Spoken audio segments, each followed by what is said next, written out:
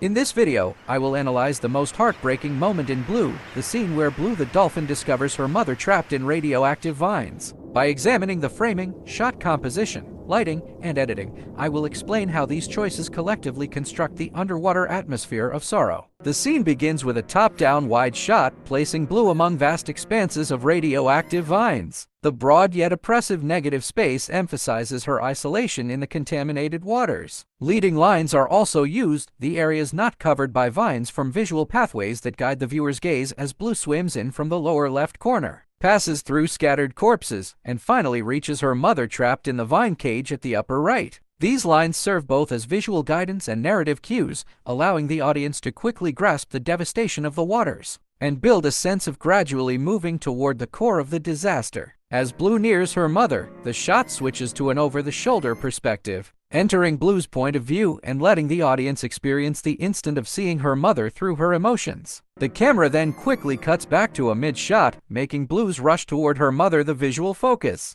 The abrupt change in pacing amplifies her anxiety and helplessness. Simultaneously, the foreground vines form a framing composition, trapping Blue within the image and symbolizing her confinement in an inescapable polluted system. This also suggests the persistent, inescapable nature of nuclear contamination. This is followed by a top-down central composition wide shot, with the mother at the center and Blue rapidly circling around, searching for a way through. The central composition functions as a stagnant irony. The mother is immobilized within the pollution, lifeless, contrasting sharply with Blue's frantic movements. This heightens the sense of urgency and sorrow. In the final mid-shot, both Blue and her mother are positioned on the right side of the frame, creating clear visual imbalance. This asymmetry symbolizes the collapse of ecological order. Balance corresponds to a healthy ocean system, while imbalance represents the ecological disruption caused by nuclear wastewater. Blue's placement at the edge, juxtaposed with the expanding vines, conveys a confrontation of life being squeezed, pollution devouring. This highlights her isolation and helplessness and allows the audience to empathize with her survival crisis and despair. Moreover, the overflowing of Blue partially out of frame echoes the expanding vines on the left. The former suggests life pushed to the brink by pollution,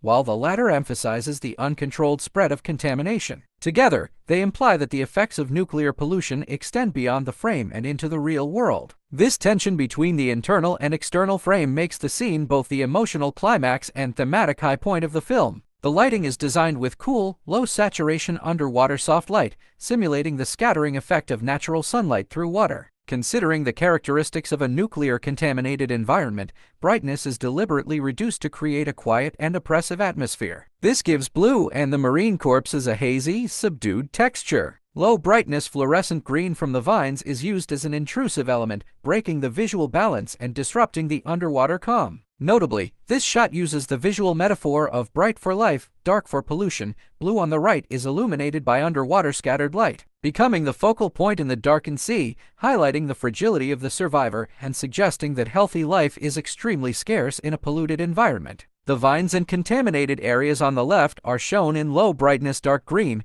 barely visible under ambient light. Together, they create a dark left bright right visual imbalance, echoing the light left, heavy right asymmetrical composition. The interplay of light and shadow forms a visual narrative of nuclear pollution encroaching in darkness, life resisting with faint light, vividly conveying the harsh reality of nuclear pollution devouring the last vestiges of life and immersing the audience in the suffocating collapse of ecological order. Editing rhythm shifts with the emotional arc. The beginning is paced slowly, immersing the audience in the oppressive, isolated environment. When Blue rushes toward her mother, rapid cuts create a sudden change in pace, emphasizing her panic and helplessness. The ending slows again, letting the imbalanced frame linger so the audience can feel the weight of ecological collapse. The final shot rises slowly to the water's surface and cuts to black, extending spatial depth while symbolizing the endless spread of pollution. This provides visual closure to the emotional climax. The slow editing structure drives the emotional intensity upward,